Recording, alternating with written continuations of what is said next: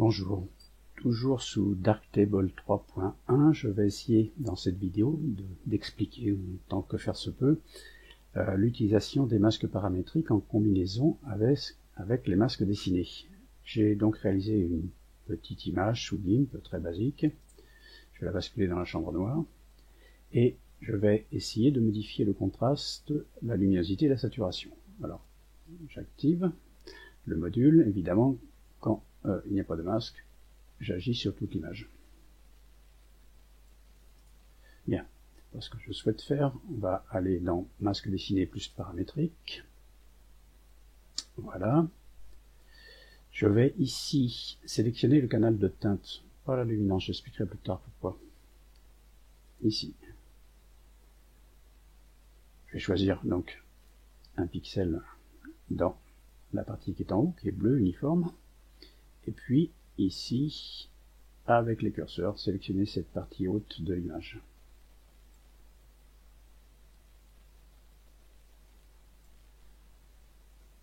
Alors, c'est l'intérêt d'avoir fait un dessin avec des aplats de couleurs, c'est que la sélection est facile à faire. Théoriquement, là, ça doit être bon. Voilà. Donc, vérifions. J'enlève le masque. Je modifie, admettons, la luminosité. Je m'aperçois qu'effectivement, le haut est modifié, ou du moins sa luminosité, et pas le bas. Le masque agit bien. Je reviens ici. Bien, maintenant, on peut aussi utiliser des masques dessinés en combinaison avec le masque paramétrique. Alors avant, juste un petit détail. Ici, les icônes permettent d'inverser la polarité des masques. Ils ne servent qu'à ça. Donc là, c'est la partie haute de l'image qui est sélectionnée. Si j'appuie ici, c'est évidemment la partie basse qui est sélectionnée. D'ailleurs, ça reste sélectionné, je ne sais pas trop pourquoi, parce qu'il était noir sans doute. Hop, je reviens. Bien, on peut donc ajouter une forme, comme je le disais. Par défaut, la polarité est négative. Ajouter un cercle. Voilà, voilà le comportement de la forme dessinée. Et elle agit en interaction avec le masque paramétrique que j'ai réalisé tout à l'heure. Donc là on est dans un mode exclusif, c'est-à-dire que la forme ronde là, va sélectionner ce qu'il y a à l'intérieur du cercle, en combinaison avec le masque, et exclure toute la partie qui est autour. Bien, il suffit de déplacer la forme pour voir qu'effectivement, il interagit, ce cercle, avec la forme, le masque dessiné paramétrique en dessous. Voilà. Maintenant, comme tous les masques, on peut l'inverser ici. Donc cette fois-ci, il va exclure l'intérieur et conserver tout ce qu'il y a à l'extérieur. Voilà.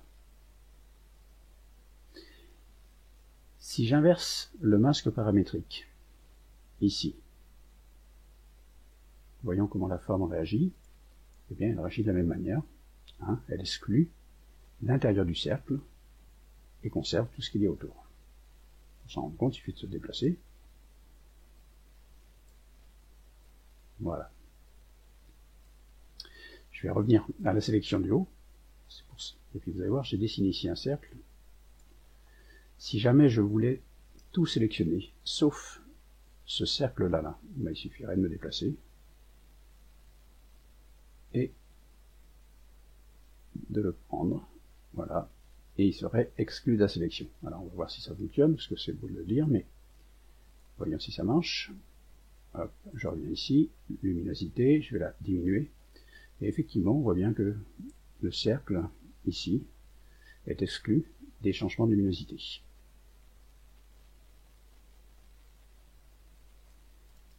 Voilà. Je reviens ici sur le masque. Maintenant, on a vu, donc, soit il exclut l'intérieur du cercle, soit il exclut tout ce qui est en dehors du cercle. Mais comment faire pour faire une union? C'est-à-dire ajouter l'intérieur du cercle sélectionné avec cette sélection-là. Alors c'est là que vont intervenir ici la combinaison, le menu combinaison des masques. Là pour l'instant je suis en exclusif. Je vais dérouler le menu. Alors l'inclusif j'ai essayé, je ne comprends pas, tout est sélectionné. Par contre ici exclusif inversé. J'inverse, non pas les masques, mais la combinaison des masques. Tout est inversé. Et moi ce que je voulais c'est l'ajouter en haut. Il suffit ici d'inverser la polarité. Et j'ai bien obtenu ce que je voulais, à savoir le masque jaune en haut, plus l'intérieur du cercle. Si j'inverse le masque, d'ailleurs c'est ce qui a été fait tout à l'heure, il se comporte de la même manière, ça s'ajoute. Bon, je vais revenir à la forme. Je voudrais inclure dans ma sélection cette partie-là là, qui a été en rouge initialement. Donc je vais reprendre ajouter un chemin ici. J'appuie sur la touche CTRL pour faire une sélection polygonale. Bon, je fais ça très rapidement. Hein. Voilà. Hop. Voilà. Bien. Cette deuxième forme se comporte comme la première, à savoir qu'elle va donc ajouter une sélection. Les deux se comportent directement de la même manière, celui-là et celui-là. Si j'inverse, voyez, j'ai deux formes ici qui interagissent avec le masque du haut.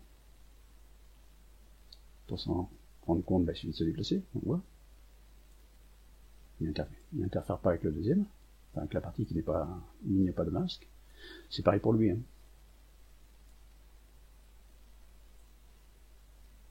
Bon, je suis pas sûr de le remettre bien à sa place. Voilà. Voilà donc les possibilités, on va le remettre à sa place, qui sont offertes. Alors, voyons si ça fonctionne bien.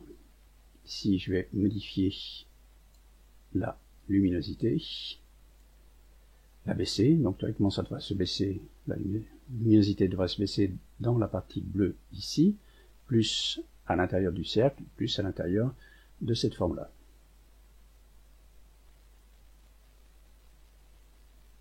Je pense que c'est bien le cas, on doit bien le voir. Voilà. Et voilà, c'est pas mal. Bien, je vais revenir ici et réinitialiser les paramètres.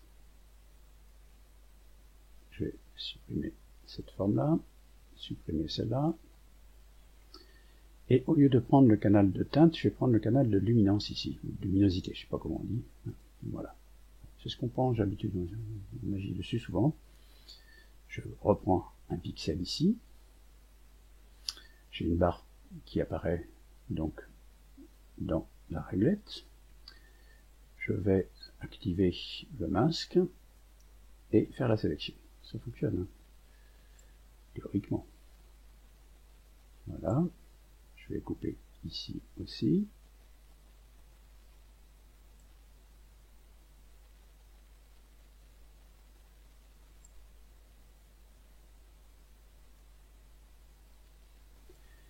Et donc je réinitialise tout le canal ici, les paramètres en tous les cas. Je n'oublie pas de me remettre en exclusif. Tout à l'heure j'ai oublié, c'est pour ça qu'il y a eu une coupure. Ensuite, je vais utiliser le canal de luminance, comme je l'avais dit. Ici, je vais prendre un point donc dans la partie bleue. Là, tout est normal. Donc je vais remettre le masque et essayer de faire la sélection. Cette fois-ci, j'espère que ça va marcher. Voilà, parce que tout à l'heure, je me suis trompé. Voilà, voilà. Et resserrer un petit peu ici, de telle sorte à pouvoir sélectionner que la partie qui est en haut. Hop. Voilà, bon à peu près.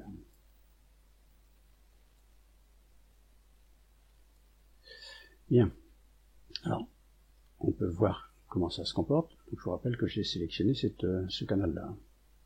Je vais modifier la luminosité, la baisser.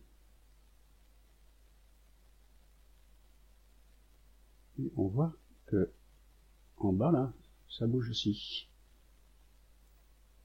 La teinte verte n'est pas conservée. C'est bizarre. Hein? Alors qu'est-ce qui se passe en réalité? J'ai déjà eu l'occasion de l'expliquer dans un précédent tuto. Ici, si je mets le masque et si j'agis sur la luminosité, eh bien, on voit que ça modifie le masque.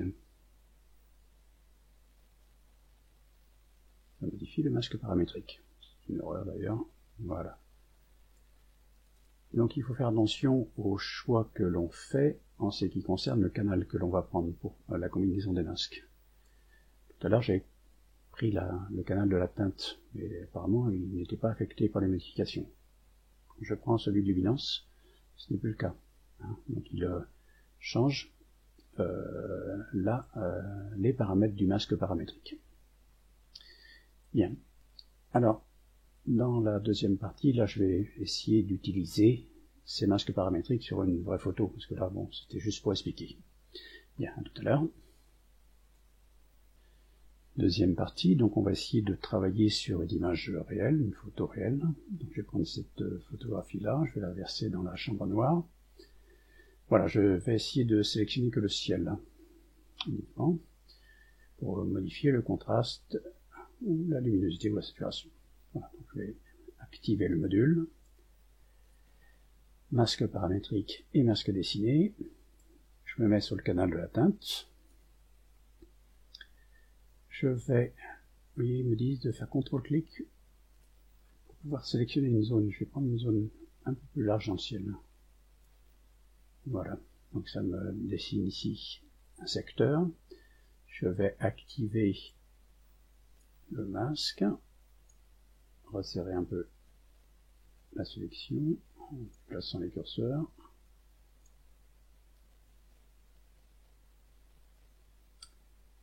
Voilà. Oui, il reste un petit peu dans les arbres, mais c'est normal. Voilà, par contre, en haut, on voit qu'il y a une partie qui n'a pas été sélectionnée. Alors, je vais essayer d'inclure cette partie-là en utilisant ici un masque dessiné. Ajouter un chemin.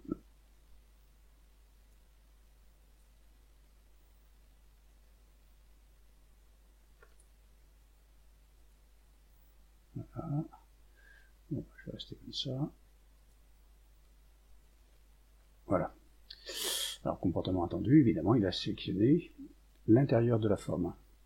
Je vais l'inverser. Voilà.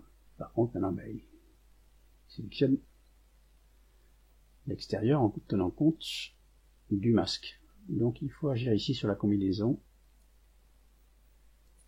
Voilà. J'inverse. Et voilà. Donc, j'ai bien inclus dans ma sélection de masque paramétrique une forme dessinée qui est ici. Voilà, on peut s'en rendre compte si je me déplace. Voilà. Ce qui me permet, voilà, je vais effacer le chemin,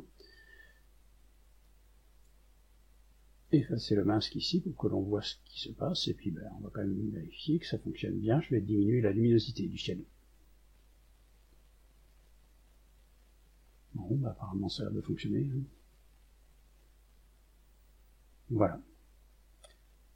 Bien. Maintenant, admettons que je souhaite intégrer dans cette sélection l'église. Alors pareil, je vais ajouter un deuxième chemin ici. Je commence ici. Là, quand je suis dans la sélection, c'est pas plus grave, je peux m'éloigner. Par contre, là, je commence à me rapprocher. Je vais activer donc la sélection polygonale. Hop, ici, je vais tout prendre si je peux. L'escalier. Hop, bon, je fais ça grossièrement. Hein. Voilà, un retour ici. Là. Ici, là. Puis une fois que je suis en dehors, il n'y a plus de souci. Je fais attention à bien prendre la flèche en haut. Voilà. J'ai donc intégré dans mon masque paramétrique deux formes dessinées.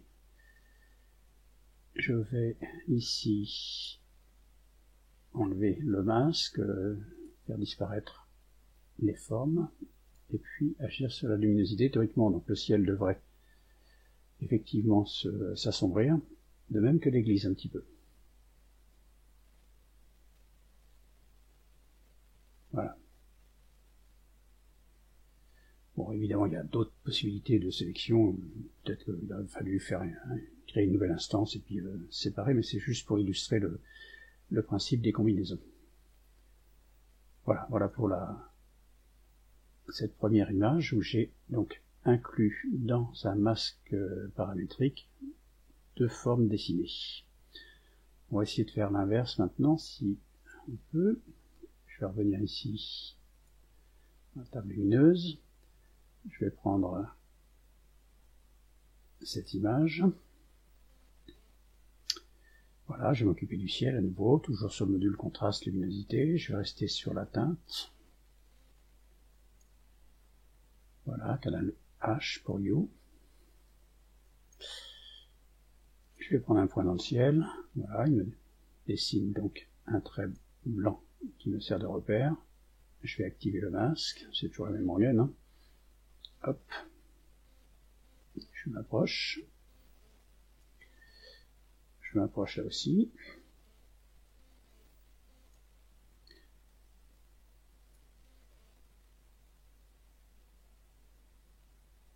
Je suis peut-être allé un petit peu loin. Qu'est-ce qu'il m'a fait?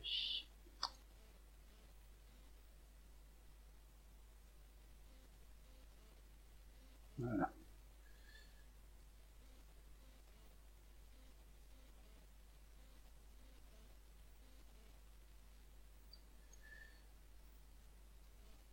Je m'approche au maximum. Voilà, mais bon, on voit qu'il reste un petit peu de sélection, puis en haut, c'est pas terrible non plus. Il y a des points. Je vais les faire disparaître un peu. Voilà. Bon. Alors, comme je voulais sélectionner que le ciel, évidemment, j'ai une partie ici qui ne m'intéresse pas. Donc, je vais prendre, ajouter un chemin, partir ici, et puis essayer de sélectionner la cime des arbres. Bon, c'est pas très propre ce que je fais, mais c'est simplement pour expliquer un petit peu le principe.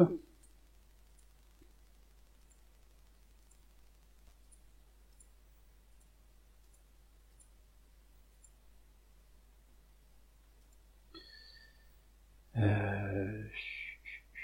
je vais m'arrêter là. Ici, je vais prendre l'escalier, les arbres, je reviens en bas, et je reviens là.